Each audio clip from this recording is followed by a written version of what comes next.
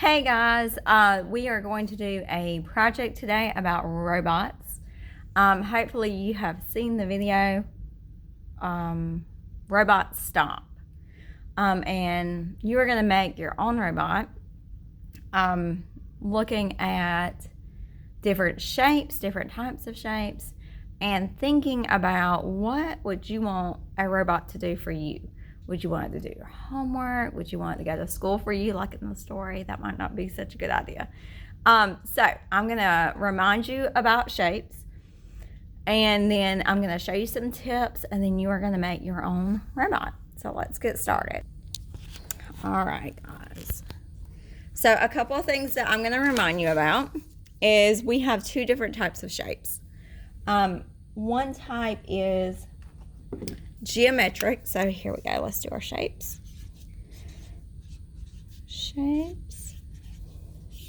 And then we have two types. Make that long enough.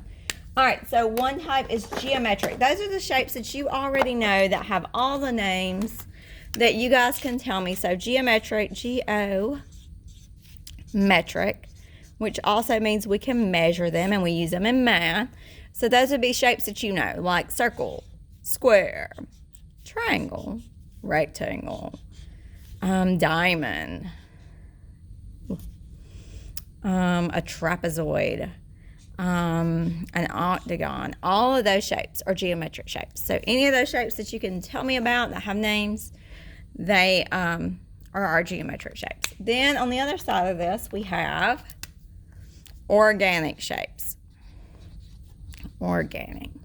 Sometimes these are called freeform.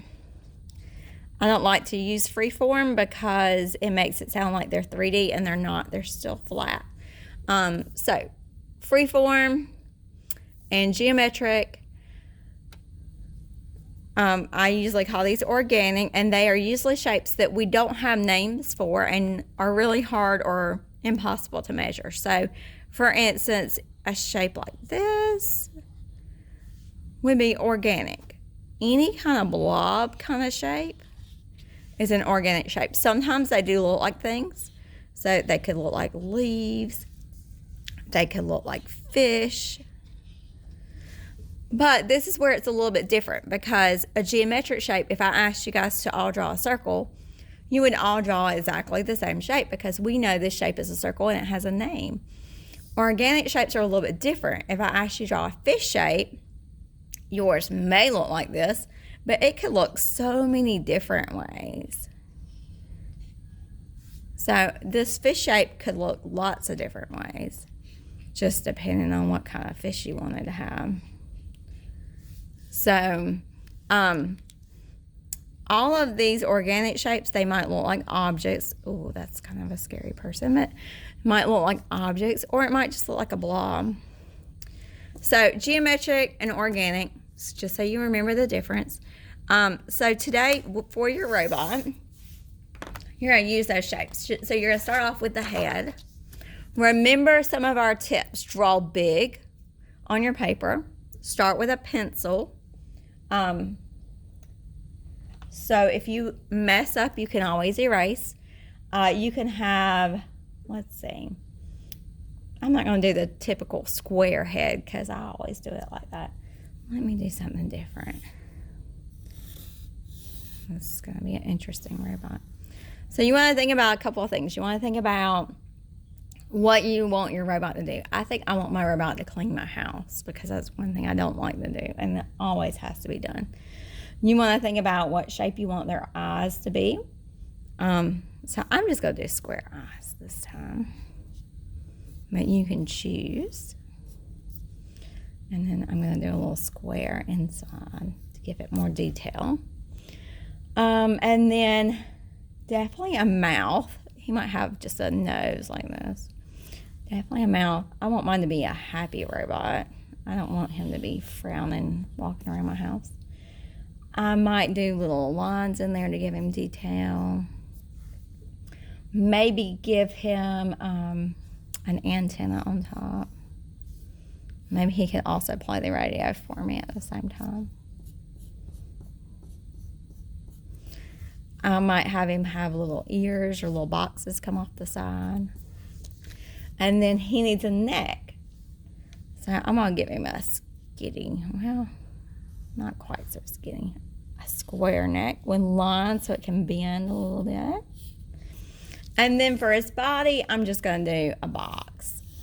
Now yours could have an organic shape if you wanted it to have an organic shape. So far, I'm using mostly geometric shapes, except for my mouth is organic. So I'm using different kind of shapes. He could have different kinds of arms. So if I wanted my robot to have just a regular hand, he can have a regular hand. He's going to have an elbow so he can bend his arm. Or maybe he has a regular hand on one side. Here's his hand and his fingers. I think I'm going to let him have 5 fingers like us. And maybe on the other side, he's going to have a hand that can grab things. So maybe I'm going to make this arm bend like this. And line so it bends better. And maybe this hand can have like a grab hand. That kind of grabs things. Like that. So that would hold like his broom or whatever he's cleaning with. And then if I'm doing a girl robot, maybe I could do a skirt down here. Or I could just have legs. Or some robots have wheels, so you could have wheels. I'm just going to give mine legs so he can walk because we have steps. And that way he won't fall down the steps. So here's his legs and his knees. I'm running out of space, so I'm going to squeeze it in. And give him little feet at the very, very bottom. Like that. Move. I'm going to put lines so his legs look like they can move better. More detail. All right, and then most robots have buttons in the middle. So maybe I'm going to have where I can program him to clean different things in my house. Maybe I can see like how well he's doing like with his power. Maybe like a heartbeat sort of. Maybe this is going to have buttons on it. I can kind of decide if you want yours to do your homework, or maybe you want it to play basketball with you. All kinds of different things. Maybe you want it to take you shopping. So you just want to add different details. And then once you have your robot finished, you can add color, and you can also add a background. So remember, your background is not the back of your paper. It is where is your robot. Yes, he's on your paper, but what is around your robot? Is he at the zoo? Is he at Walmart? Is he at school? Is he at home? So since I won't mind cleaning my house, I would have him inside a house.